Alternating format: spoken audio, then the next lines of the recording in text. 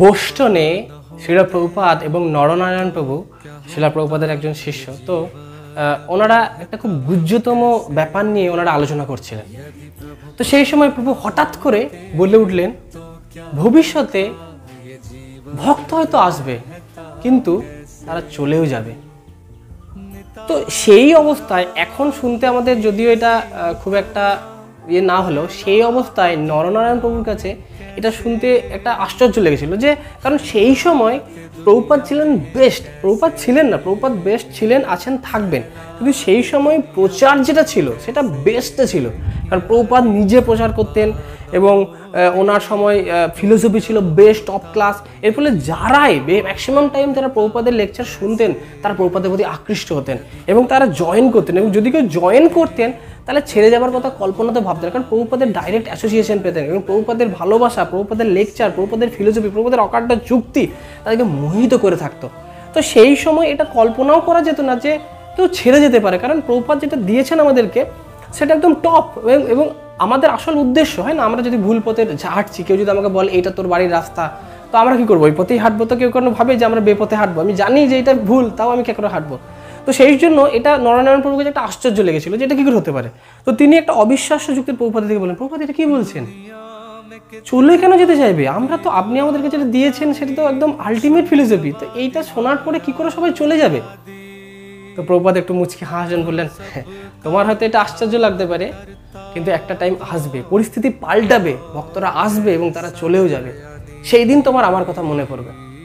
তো নরনারায়ণ প্রভু তারপর বর্তমান সময়ের পরিস্থিতিতে নারায়ণ প্রভু উনি শেয়ার করছেন যে এখন আমি বুঝতে পারি যে প্রভুপাদ যেটা বলছেন সত্যি।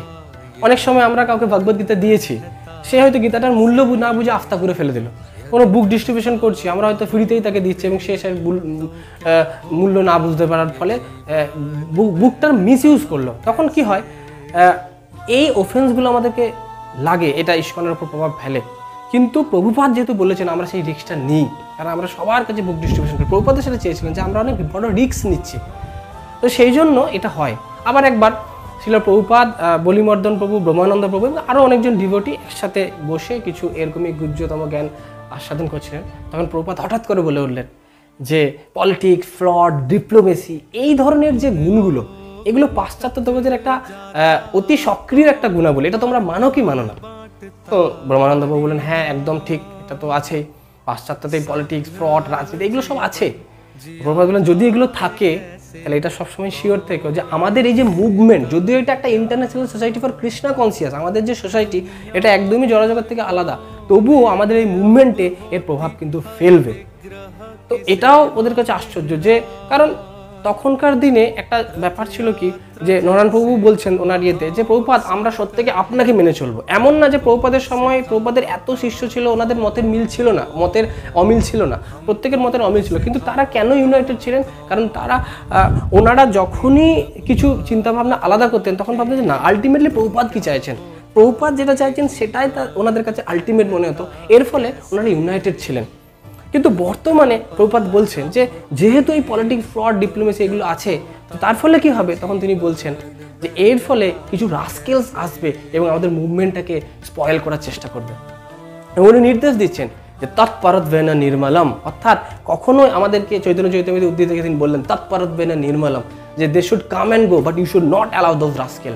তুমি ওই সমস্ত রাস্কেলদেরকে তোমাদেরকে চেক করতে হবে, ওই রাস্কেলরা যেন কোনোভাবেই এটাকে এখানে যোগতে না পারে। এবং তখন ব্রহ্মানন্দবাবু রিপ্লাই দিলেন যে হ্যাঁ ঠিক বলেছেন, যে এই সমস্ত রাস্কেলদের জন্য আমরা আমাদের ইসকনকে নরকে পরিণত করব না। তো এটা থেকে আমাদের শিক্ষা নেওয়া উচিত যে প্রভুপাদ এই যে ভবিষ্যৎবাণীটা করলেন, আজকে আমরা বুঝতে পারছি, আজকে দেখতে পাচ্ছি এই এক প্রচারের সাথে আরেক প্রচারকের ঝামেলা, একজনের সাথে আরেকজনের ঝামেলা, এক ইসকনের সাথে আরেক ইসকনের ঝামেলা। তো এইটা আমাদের প্রভুপাদের যারা শিষ্য এবং বর্তমান গুরুবর্গরা কখনোই চান না, কিন্তু এটা আমাদের ব্যক্তিগত ফেলিয়ারের জন্য হচ্ছে। কেন আমরা প্রভুপাদকে মানছি না? আমরা নিজস্ব কিছু চিন্তাধারা করছি। আমরা প্রত্যেকের প্রচার করব, অবশ্যই প্রচার করব, প্রিচিং ইজ দ্য এসেন্স, প্রচার করব, কিন্তু সেই প্রচারটা যেন কখনোই আমাদের প্রভুপাদ যেগুলোকে দিয়ে গেছেন সেটাকে হালকা করে নয়। কারণ প্রভুপাদের সময় প্রভুপাদ কখনো কম্প্রোমাইজ করেননি, কিন্তু প্রচার এসছে, ভক্ত এসছে, কিন্তু আমরা যেন প্রচার ঠিক আছে এসো এসো এরম না হয়। আমরা প্রচার করব শুধুমাত্র, আমরা শুধুমাত্র রিপিটার। প্রভুপাদ যেটা বলেছে সেটাকে রিপিট। তাতে কে ভক্তি জীবনে আসবে, কে বা কারা ভক্তি জীবনে আসবে, এটা আমাদের হাতে নেই। আমরা শুধুমাত্র চেষ্টা করতে পারি, আমরা শুধুমাত্র রিপিট করতে পারি। আমি দোকানটাকে খুলতে পারি, খদ্দের আসবে কি না আসবে সেটা প্রভুপাদের ওপর এবং গুরুবর্গদের ওপর এবং কৃষ্ণের ওপর ছেড়ে দেওয়া উচিত। যদি এইভাবে চলি তাহলে কিন্তু কোনো সমস্যা নেই। সেজন্য আমাদেরকে প্রভুপাদ তখনই বলে গেছেন তৎপরত্বেন নির্মলম, আমাদেরকে সিনসিয়ার হতে হবে যে এমন কেউ যেন ভক্তি জীবনে এসে এই ইসকনে এসে ইসকনের মুভমেন্টটাকে স্পয়েল না করে।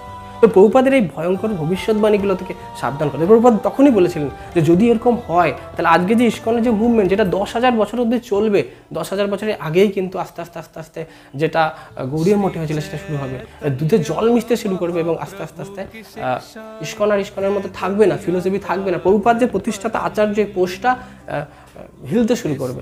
সেজন্য আমাদের উচিত, এখনও উচিত প্রভুপাদ যেটা বলছেন সেটাকে নিজের জীবনে পালন করা এবং প্রচার তখনই সেইভাবেই করা, প্রচারটাকে হালকা না করে প্রভুপাদ যেভাবে বলেছেন জাস্ট রিপিট করা। जगतगुरु श्रील प्रभुपाद की जय। हरे से एक बूंद कृपा की पाने के लिए। Thank you for watching our videos.